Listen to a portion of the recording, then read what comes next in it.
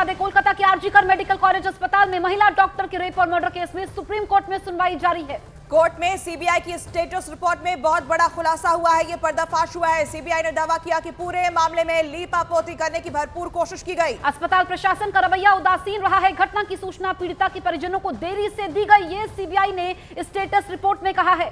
परिवार को पहले सुसाइड की खबर दी गई। मर्डर को सुसाइड बताने की कोशिश करना संदेह पैदा करता है, सीबीआई ने अपनी रिपोर्ट में यह भी कहा है। इसके अलावा वारदात पर पर्दा डालने की कोशिश की गई। कोर्ट ने भी कहा कि पुलिस डायरी और पोस्टमार्टम के वक्त में अंतर है। आरोपी की मेडिकल जांच पर भी कोर्ट ने सवाल उठाए हैं। तो अभी भी देश की सर्वोच्च अदालत में सुनवाई जारी है, लेकिन बड़ी बातें आप तक पहुंचा रहे हैं कि सीबीआई ने स्टेटस रिपोर्ट दाखिल की है, जिसमें माना कि संदेह पैदा होता है क्योंकि कई खामियां इसमें हैं।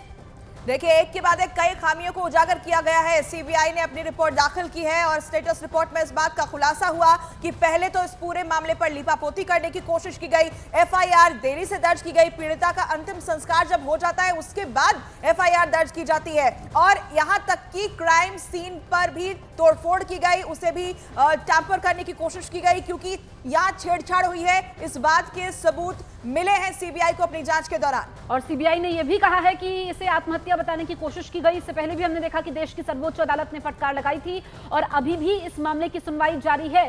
तो ऐसे में जो सीबीआई ने केस को अपने हाथ में लिया था, अस्पताल में तोड़फोड़ होती है, सबूत मिटाने की कोशिश की जाती है, परिवार को देरी से सूचना दी जाती है, अस्पताल में रेनोवेशन का काम चलता है, आत्महत्या बताने की कोशिश की जाती है। जब अंतिम संस्कार हो जाता है उसके बाद एफआईआर दर्ज की जाती है, तो इस पर संदेह होता है, ये सीबीआई ने माना है और सुप्रीम कोर्ट ने इस मामले में स्वतः संज्ञान लिया था। अब ऐसे में अभी भी सुनवाई जारी है और पीड़िता के अंतिम संस्कार के बाद एफआईआर दर्ज होती है, तो किसको यहाँ पे काफी कुछ छुपाने की कोशिश है और कितने किरदार हैं, क्योंकि पूर्व प्रिंसिपल की तो भूमिका संदिग्ध है, जिसमें हमने देखा कि सीबीआई ने लगातार उनसे कई दिन तक पूछताछ की है। अब ऐसे में देश की सर्वोच्च अदालत में आज भी सुनवाई जारी है और इस पर सुप्रीम कोर्ट ने भी सख्त रुख अपनाया है।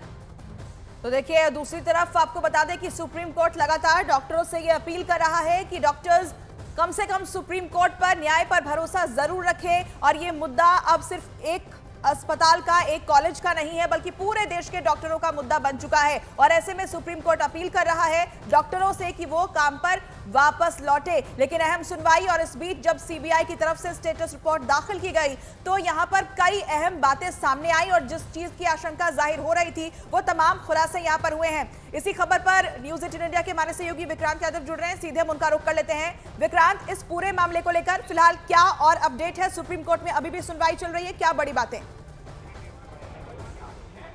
देखिए, दो तीन चीज़ें, बहुत बड़ी चीज़ें इस समय आई हैं। जस्टिस पारदीवाला ने बहुत ही कड़ी टिप्पणी की है। उन्होंने कहा कि मैंने अपने 30 साल के कैरियर में कभी ऐसा नहीं देखा जैसी प्रक्रिया इस पुलिस ने, आपकी पुलिस ने इस मामले में अपनाई है।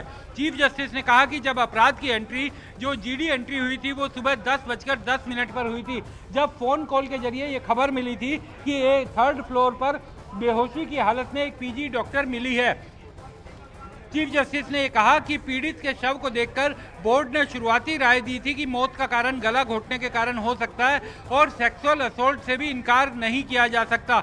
इसके बावजूद जो पोस्टमार्टम है वो बड़ी खबर इस वक्त की आप तक पहुंचा दें हमारे सहयोगी विक्रांत जानकारी देते हुए। सुप्रीम कोर्ट में इस वक्त सुनवाई जारी है जो कोलकाता रेप मर्डर केस है। सीबीआई ने स्टेटस रिपोर्ट दाखिल कर दी है और बड़ी जानकारी भी हम आप तक पहुंचा रहे हैं, बड़े अपडेट्स पहुंचा रहे हैं, क्योंकि यहां पर खुद जो जज है वो कह रहे हैं कि उन्होंने अपने करियर में ऐसा मामला नहीं देखा। तो कोलकाता कांड पर सुप्रीम कोर्ट की बेहद कड़ी टिप्पणी देखने को मिल रही है। मैंने 30 साल के करियर में ऐसा नहीं देखा जैसी प्रक्रिया आपकी पुलिस ने इस मामले में अपनाई है। तो जज काफी गुस्से में है। कोलकाता कांड पर सुप्रीम कोर्ट की बेहद तल्ख टिप्पणी देखने को मिली है।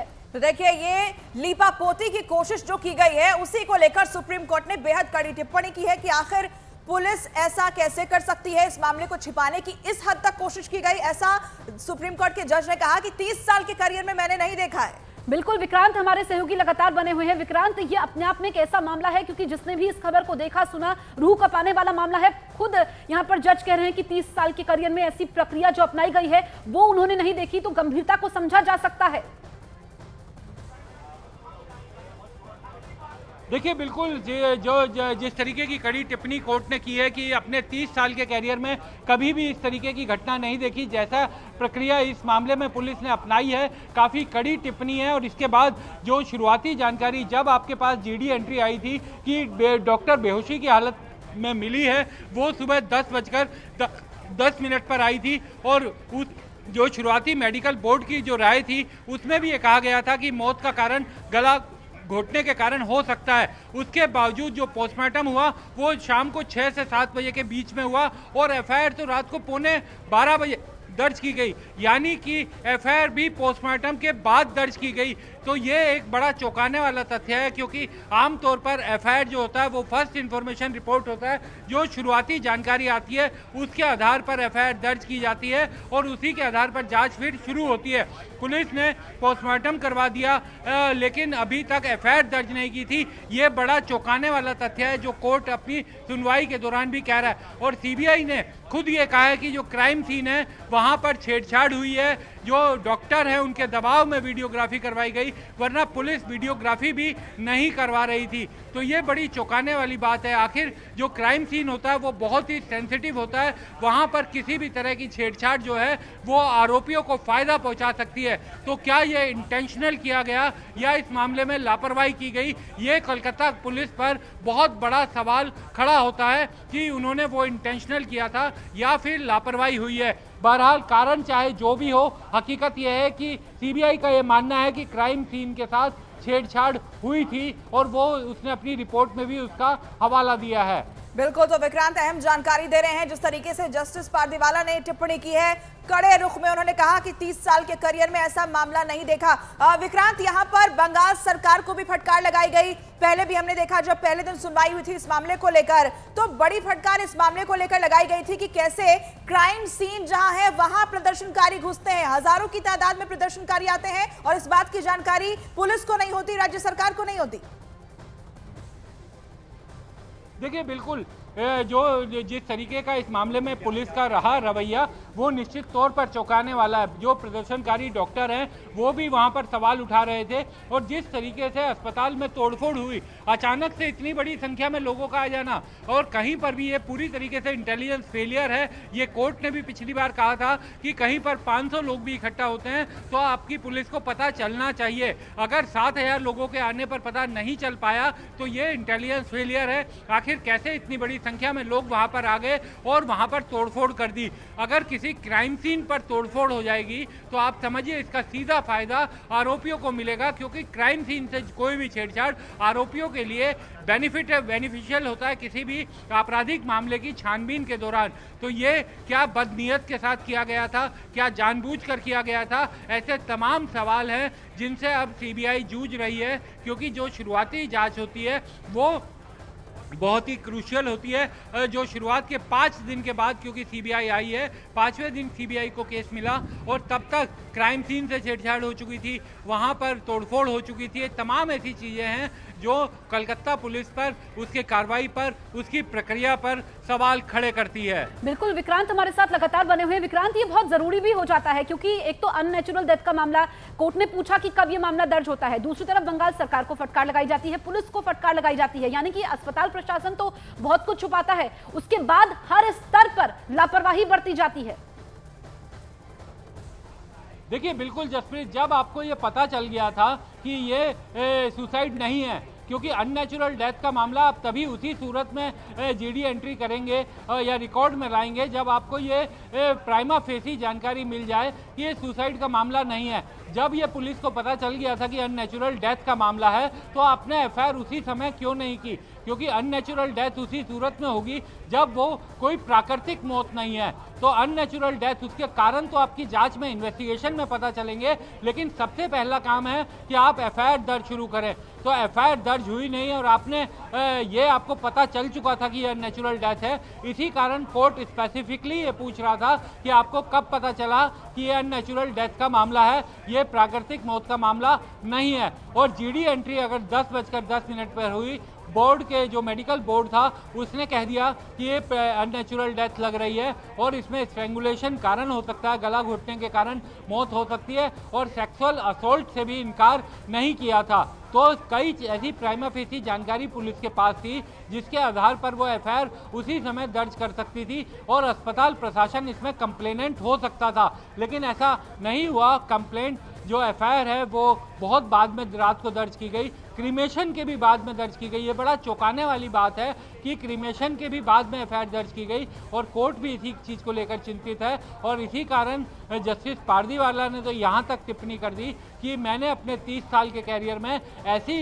इस तरीके का व्यवहार, इस तरीके की प्रक्रिया नहीं देखी जैसा आपकी पुलिस ने इस मामले में अपनाई है।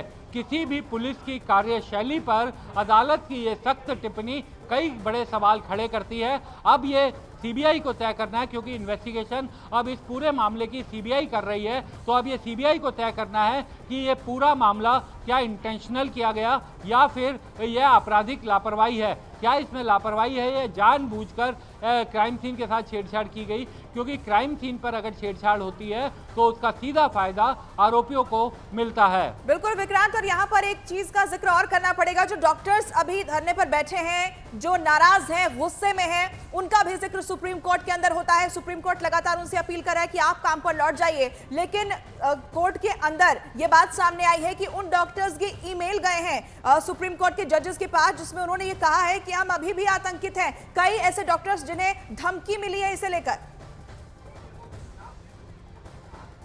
देखिए, बिल्कुल कोर्ट ने पिछली सुनवाई पर भी ये कहा था कि हड़ताली डॉक्टर अपने काम पर लौटें, क्योंकि उनकी जो मांग थी, जिस तरीके की वो चाहते थे कि कार्रवाई होनी चाहिए, उस दिशा में कोर्ट कार्रवाई आगे बढ़ रही है। तो इस मामले में सीबीआई को इन्वेस्टिगेशन दे दी गई है, क्योंकि ये हड़ताली डॉक्टरों की ही मांग थी कि इम्पार्शियल एजेंसी को इस मामले की जाँच दी जाए, सेंट्रल एजेंसी को इस मामले की जाँच दी जाए। तो सीबीआई को मामले की जाँच सौंप दी गई है। और दूसरी तरफ जो डॉक्टर्स की सुरक्षा का एक लार्जर इशू है, जो बड़ा मुद्दा है, उस पर भी कोर्ट सुनवाई कर रहा है। और अब लार्जर इशू की तरफ नेशनल टास्क फोर्स बनाकर उस दिशा में भी काम शुरू कर दिया गया है। इसी कारण कोर्ट ने आज फिर हड़ताली डॉक्टरों को कहा है कि आप काम पर लौटें, और अगर आप काम पर लौटते हैं तो हम एक जनरल डायरेक्शन इशू कर देंगे कि किसी भी जिन डॉक्टर्स ने प्रोटेस्ट में हिस्सा लिया है या शामिल हुए हैं, उनके खिलाफ किसी तरह की प्रतिकूल कार्रवाई ना की जाए, कोई अगेंस्ट उनके कार्रवाई ना की जाए। लेकिन ये तभी हो सकता है जब आप अपने काम पर लौटेंगे। तो मुझे लगता है कि आज की सुनवाई खत्म होने के बाद जब कोर्ट ऑर्डर लिखवाएगा तो उसमें इन सब चीजों का जिक्र किया जाएगा। हड़ताली डॉक्टरों के बारे में भी दिशा निर्देश कोर्ट दे सकता है। विक्रांत, ऑर्डर का इंतजार रहेगा, लेकिन अहम जानकारी हमारे सहयोगी विक्रांत देते हुए, क्योंकि सुप्रीम कोर्ट में अभी भी सुनवाई जारी है, लेकिन जो इसका निचोड़ है, इसमें जस्टिस पारदीवाला कह रहे हैं कि पुलिस की ऐसी लापरवाही नहीं देखी। मैंने अपने 30 साल के करियर में ऐसी प्रक्रिया जो पुलिस द्वारा अपनाई गई है ये नहीं देखी है। और आप समझिए कि यहाँ पर बंगाल सरकार को फटकार लगाई गई है, पुलिस के रवैये पर सवाल खड़े किए गए हैं, और अननेचुरल डेथ का मामला कब दर्ज किया गया ये भी कोर्ट ने यहाँ पर पूछा है। तो सुप्रीम कोर्ट ने खुद इस मामले का संज्ञान लिया था, और जो डॉक्टर्स हड़ताल पर कर रहे हैं, अपनी सुरक्षा को लेकर के वो लोग चिंतित है, उस पर भी सुप्रीम कोर्ट ने संज्ञान लिया है। लेकिन यहाँ पर फटकार सुप्रीम कोर्ट द्वारा न सिर्फ पुलिस को बल्कि बंगाल सरकार को भी लगाई गई है।